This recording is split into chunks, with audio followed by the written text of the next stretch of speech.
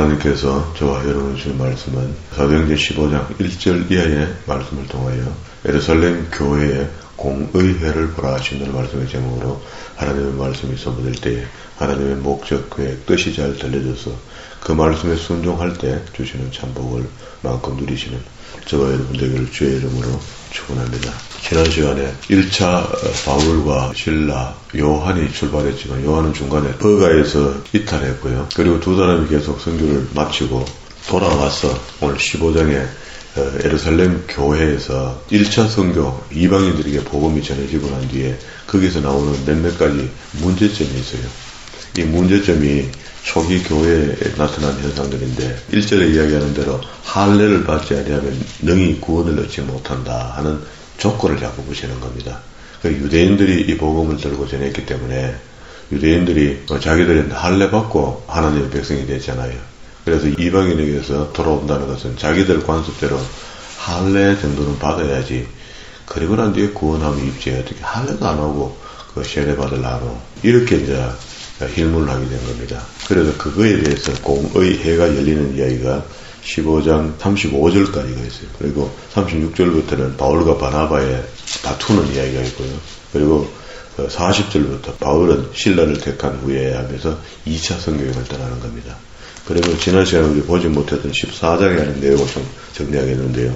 14장 1절에 이에 이고니온에서 두 사도가 함께 유대인 회당에 들어가 말하니 유대와 헬라의 흩한 무리가 믿게 됩니다. 이렇게 이제 유대교회에 있는 사람들은 그래도 하나님을 소개하기가 쉽잖아요. 그게 하나님 아들 하나님이다 하고 예수님을 이해시게 보면 되거든요.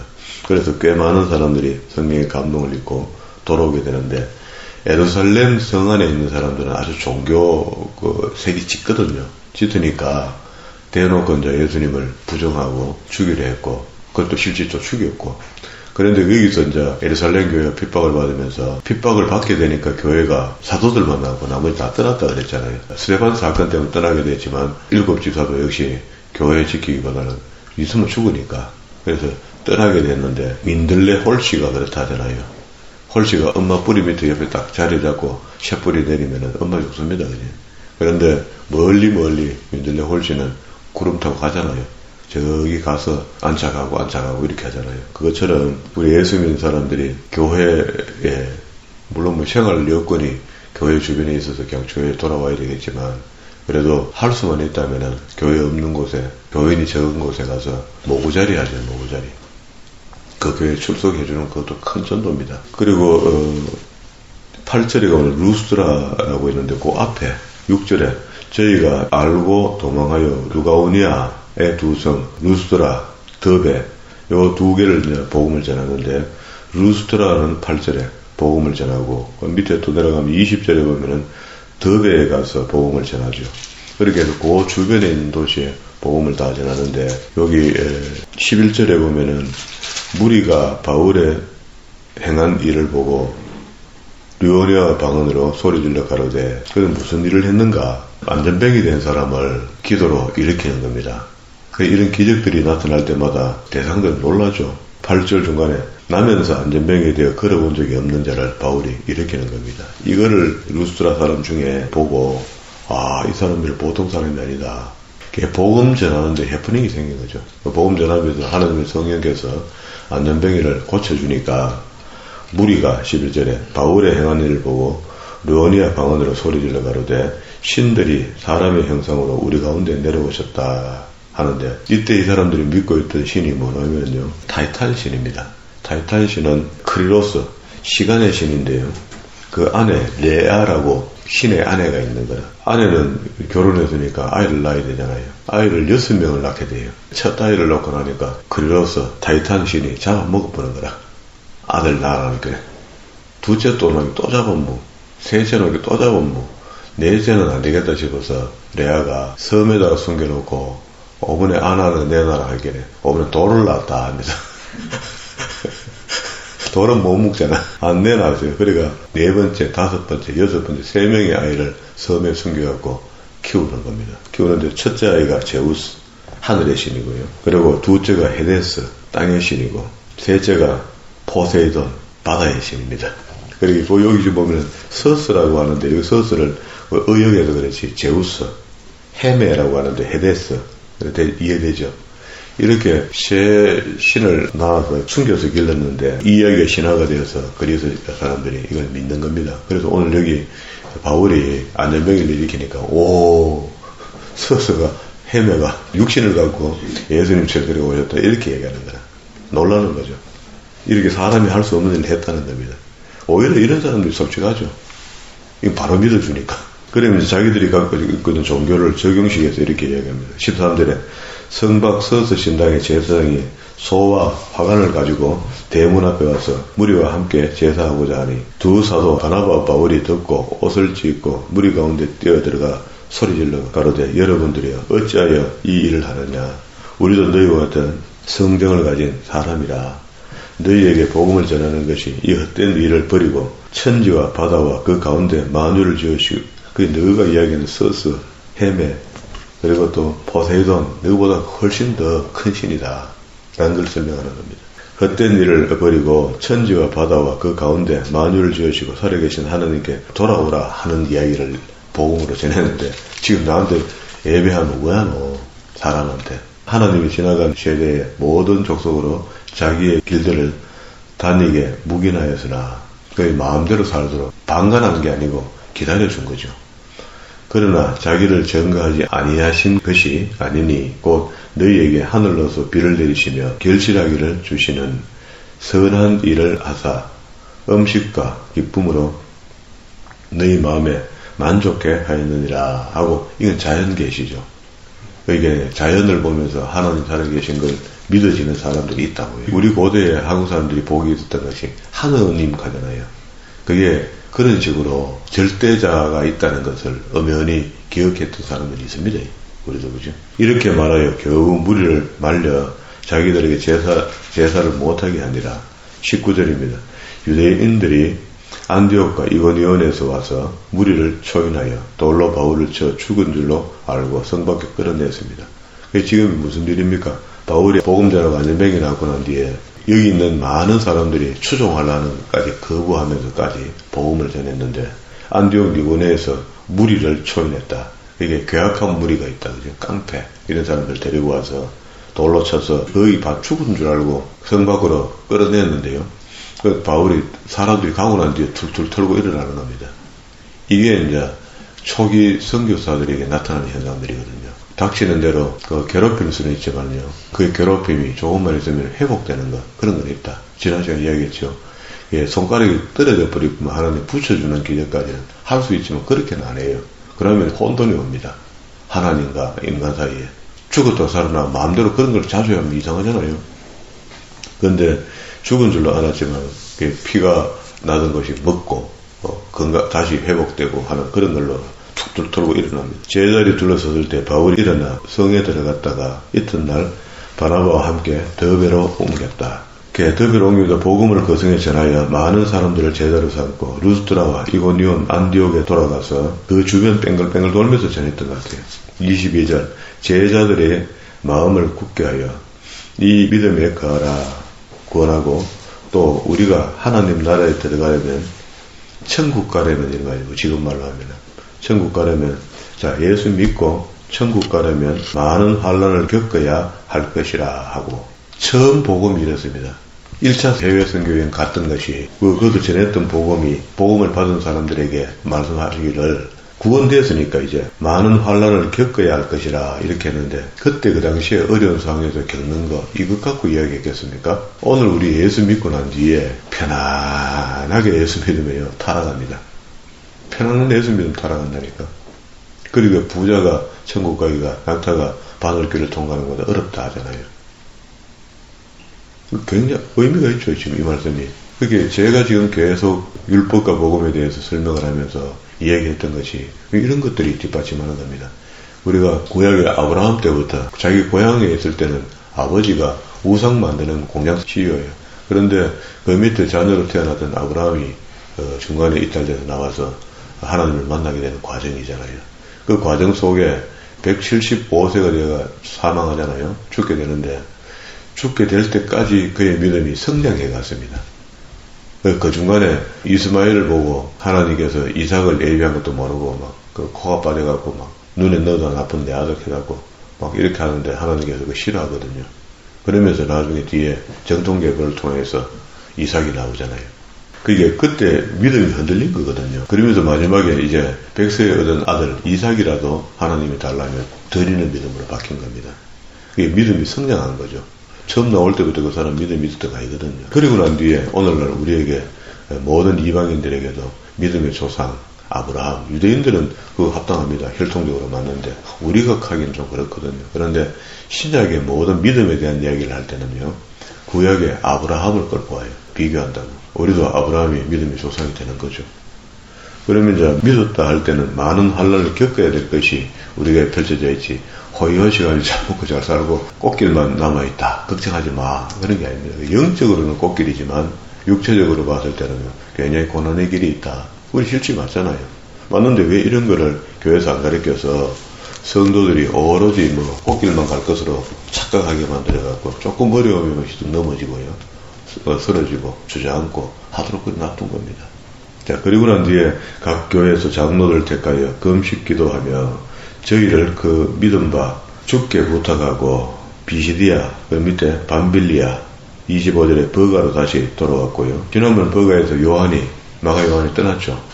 다시 그 자리로 돌아온 겁니다. 그리고 난 뒤에 이탈리아에서 내려가서 배 타고 안디옥으로 이르렀다. 안디옥으로 돌아왔다는 건 출발지가 안디옥입니다. 그죠? 이곳은 두 사도가 이룬 일을 위하여 전에 하나님의 은혜로 부탁한 곳이라. 이르러 교회를 모아 하나님이 함께 행하신 모든 일을 이방인들에게 믿음의 문을 여신 것을 구했다. 그 선교 보고죠. 이래 되면 선교 보고를 냈고 제자들과 함께 올해 거기서 유하면서 이제 1차 선교 여행을 끝나고 나는데 결론적인 것들을 정리해야 되잖아요. 아니면 선교 보고서를 만들든지 이렇게 해야 되는 것 중에 하나가, 보고했더니 오늘 읽었던 본문 속에 15장 1절입니다. 모세의 법대로 할례를 받지 않으면 너희 구원을 얻지 못하리라 하는 요 이야기입니다. 이야기 때문에 구약과 신약의 개입을 설명해 주는데, 이게 1차 예루살렘 공의회가 열린 겁니다. 오늘 같은 총회가 열린 거죠. 바울과 바나바의 저희 사이에 적지 않은 다툼과 변론이 일어난지라. 형제들이 이 문제에 대하여 바울과 바나바 및 그 중에 몇 사람을 예루살렘에 있는 사도가 장로들에게 보내어 작정했다. 그렇게 예루살렘 교회에 공회를 열어서 거기 사도들이 있으니까 다 모여서 결론을 지으면 좋겠나고 그걸로 문제를 넘깁니다. 자기들끼리 변론해보자 답이 안 나오거든요.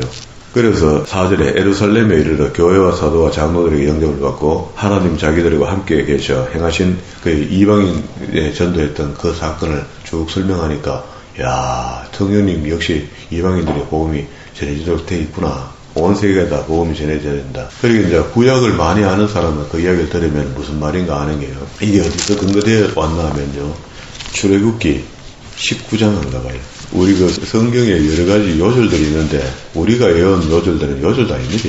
신약의 요절 요래저래 빼가 외운 거 있잖아요. 이게 성경의 요절 같은 요절입니다. 19장 5절과 6절. 우리 같이 읽읍시다. 19장 5절과 6절 시작.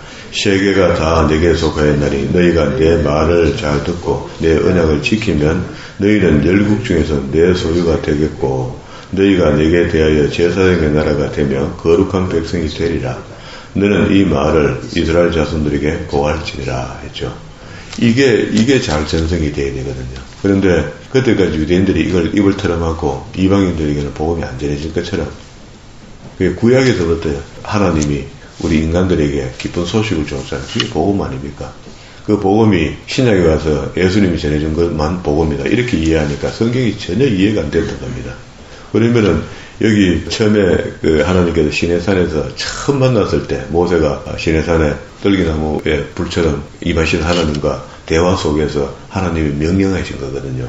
그러면은 세계가 4개에 속하였는데 아까 그 서슬이 머슬이 하는 이런 것들 전부 다 내 건데 이것들이 지금 뭔가 잘못돼가 지금 전부 다 이상한 걸 믿고 있다, 그런 이야기거든. 그렇다고 본다면은 이게 언제 이런 일이 벌어졌는가?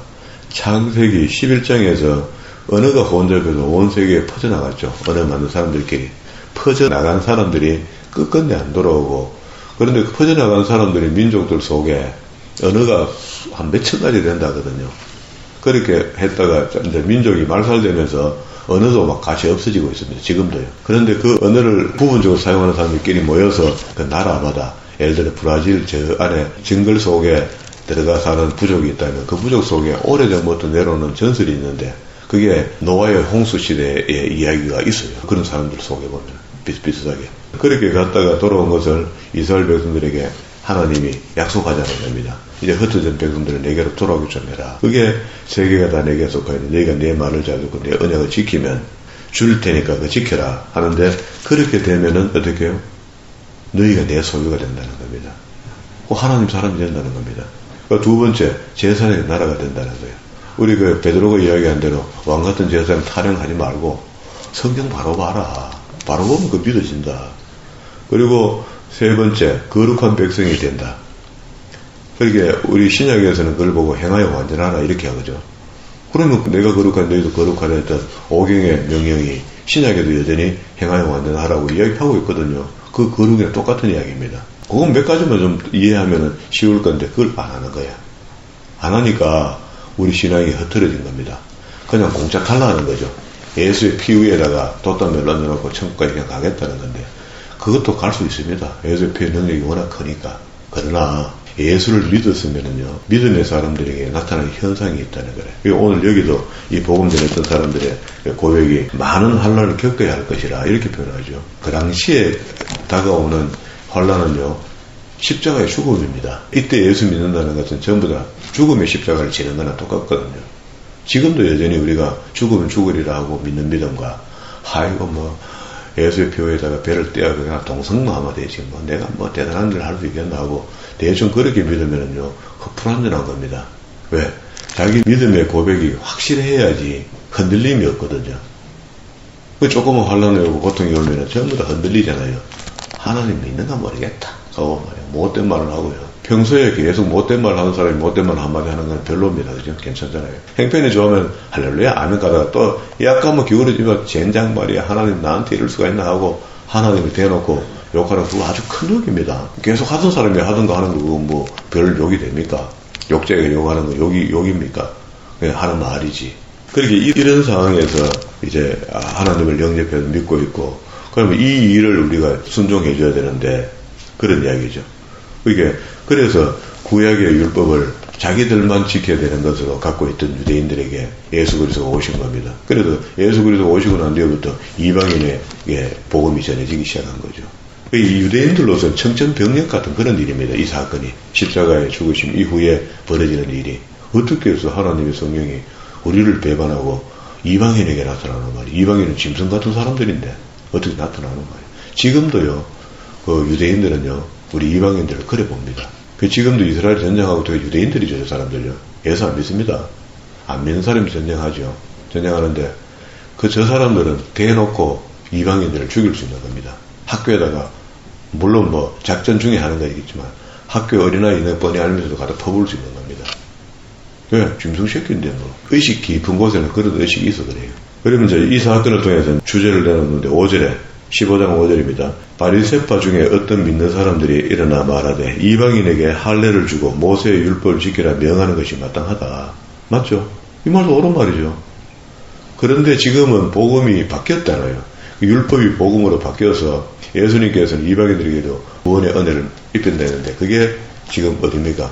아까 처음에 오경의 명예의 말씀에 처음 하나님이 아브라함과 이삭과 야곱 말고 다시 이제 이스라엘 나라를 만들기 위해서 애굽에서 출애굽시켰던 사람들에게 첫 번째 해준 약속이 세계가 다 내게 속하였다는 게 하나님의 속내. 하나님 마음은 이런 거야. 그런데 우리는 하나님 마음을 전혀 몰라준 겁니다. 그때 유대인들은 더 몰란 거죠. 지금도 우리 모르는데. 우리는 제사장 타령만 하지 제사장 짓은 안 하잖아요. 자, 그럼 이제 바리새인 중에 이제 이렇게 주장하는데 그 천부당 만부당 맞는 소리야. 맞는 소리인데 지금은 시대가 바뀐 겁니다. 그러니까 틀린 거야. 사도와 장로들이 이 일을 의논하려 모여 많은 변론이 있은 후에 베드로가 이야기합니다. 그럼 바리새파 중에 개신교에 들어온 사람들이, 그죠?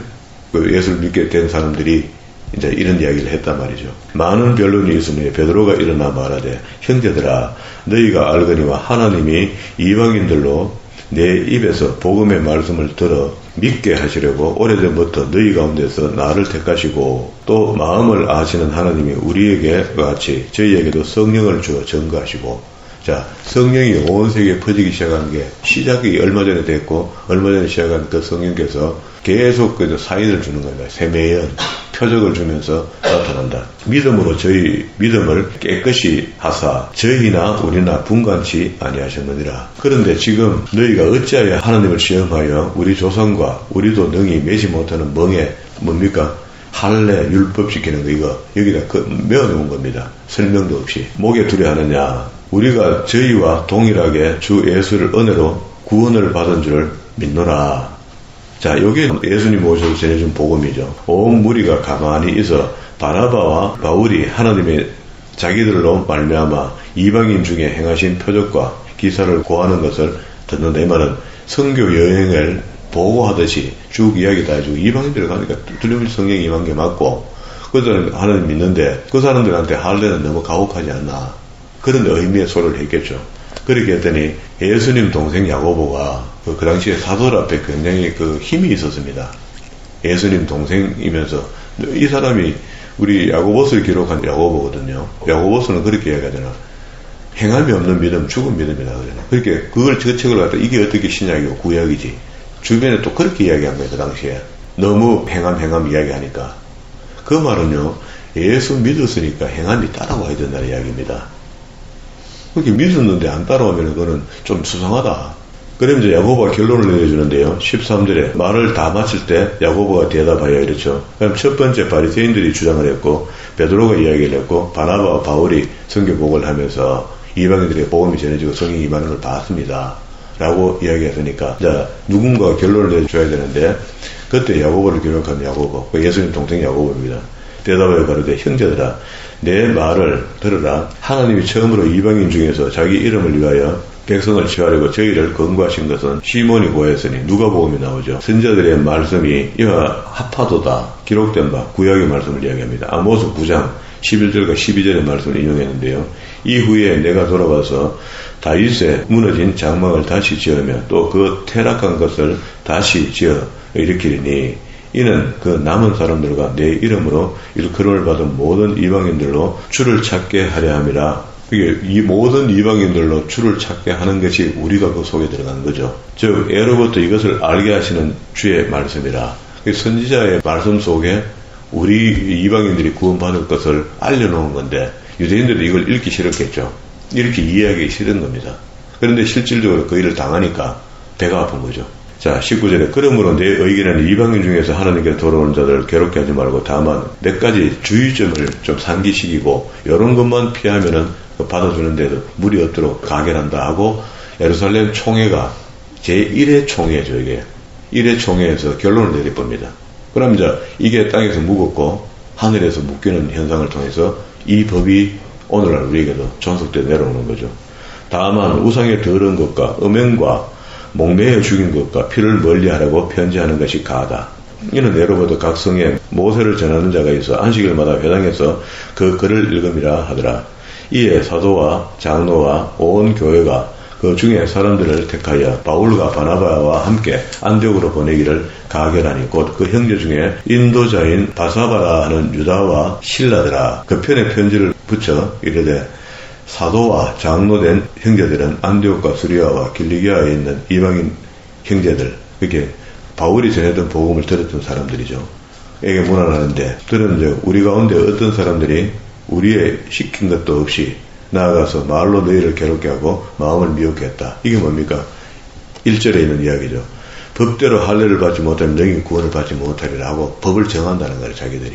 그래서 이 공회를 통해서 정해진 법은 이렇단다 하고 그 법을 이야기하는데요. 26절 뒤에 바나바와 바울이 함께 너희에게 보내기를 일치 가결했다. 그러면 이 사람들이 가서 다시 수정해 주는 거죠. 그래 하면 안 된다. 그리하여 유다와 실라를 보내어 저희도 이 일을 말로 전하니라. 28절 성령과 우리는 이걸 갖다가 사람들끼리 모여서 결정했으면 그것도 효임이 없어요. 큰 힘이 없습니다. 그러나 이 공의회 속에 우리가 노예할 때 이런 말 쓰죠. 성노예라 하잖아요. 그게 성령과 목사들이 모여서 반부기를 어떻게 할 것인가 그런 이야기 하는 겁니다. 그 성노예라 그래서 하는 거죠. 그런데 성노예에서 성령이 함께하는데 싸우면 됩니까? 다투면 됩니까? 진짜 은혜 가운데 맞춰야 돼요. 고백처럼. 이게 성령과 우리는이죠. 이 공예가 이런 겁니다. 이 요긴한 것들 외에 여기 요긴한 것이 아까 20절에 했던 이야기 더러운 것과 음행과 목매어 죽인 것과 피를 멀리하라 이런 거죠. 요긴한 것 외에는 짐을 너희가 지우지 아니하는 것이 가한 줄 아느니 우상의 제물과 피와 목매어서 죽인 것 목매어 죽이면 살 속에 피가 스며들어가요. 고기를 유대인들이 잘 잡는 것은 목을 따서 동맥을 꺼내서 빨리 피를 빼내는 겁니다. 그래서 육질 속에 피가 스며들어가지 않도록 그래야 죄를 좀 덜 짓는 거잖아요. 피와 목매어 죽인 것과 음행을 멀리 할지니라 이에 스스로 상가하면 잘 되리라 평안함을 원하노라 하였더라. 자, 이렇게 해서 유다와 신라에 대해서 설명하는 게 뒤에 있는데요. 31절 읽고 그 위로한 말로 기뻐했더라. 그러니까 정리가 된 거죠. 복잡한 문제가 이 사람들이. 그리고 유다와 신라도 선지자라 여러 말로 형제들을 권하여 굳게 세우고 이 신약 초기에는 예수님 당시에도 선지자들이 계속 있었습니다. 그 사람이 살다가 갑자기 예수님 오시니까 죽어버리고 없는 게 아니고 지속되어 있었다는 거예요. 얼마 있다가 평안히 가라는 전송을 형제들에게 받고 자기를 보내던 사람들에게로 돌아갔다. 다시 예루살렘교로 돌아갔다는 얘기죠. 그럼 35절에 바울과 바나바는 안디옥에 유하며 다수한 사람들을 다른 사람들과 함께 주의 말씀을 가르치며 전파했다. 그리고 이제 여기까지 공예가 끝이 나면서 공예가 결론을 1차 선교지에 주된 곳에 가서 전개해 준 거죠. 전개해 줬으니까 이게 이제 다 사방에 퍼져나간 겁니다. 그래서 오늘날 이런 것들이 우리한테 그대로 지속되어 내려온 거죠. 그럼 이제 36절부터는 다음 시간에 2차 선교 여행을 떠나면서 2차 선교 여행 때는 바울이 앞에 1차에 선교했던 교회 안에 먼저 교회가 막 세워지고 그랬잖아요. 그래서 그 교회를 염려하는 마음으로 갈라디아서 같은 편지도 보내고요. 에베소에 와서는 고린도에 다시 또 편지를 또 보내고 뭐 이렇게 하면서 서신서들이 마련돼요. 서신서들 겸하여 4개로 순서를 이렇게 보면은 성경이 조금 더 쉽게 보인다. 그런 겁니다. 오늘 여기까지 정리했습니다. 정리했는데 오늘 봤던 말씀 속에 중요한 말씀이 우리 좀 이걸 좀 바르게 좀 읽고 이해하고 있으면 좋겠다는 말씀이 14장 22절에 있는 말씀입니다. 절반인데요. 우리가 하나님 나라에 들어가려면 천국 가려면 많은 환난을 겪어야 할 것이라. 이런 각오가 필요해요. 이거 없이 예수 믿고 그냥 호요시 가다가 복길 갔다가 천국 가겠다 하는 사람들은 실패할 확률이 높습니다. 그러니까 지금도 우리가 이런 고난의 길에 있다면 오히려 감사할 수 있는 그런 믿음이 성숙된 믿음이다. 그 성숙된 믿음을 오히려 하나님께 감사해야 된다. 그런 말씀입니다. 이 말씀이 우리 가슴속에 잘 새겨져서 이런저런 환난이 와도 좌지우지하지 않고 하늘을 향하여 천국을 향하여 바른 걸음, 거룩한 성도의 걸음이 흔들리지 않는 믿음으로 살아가는 저와 여러분 되기를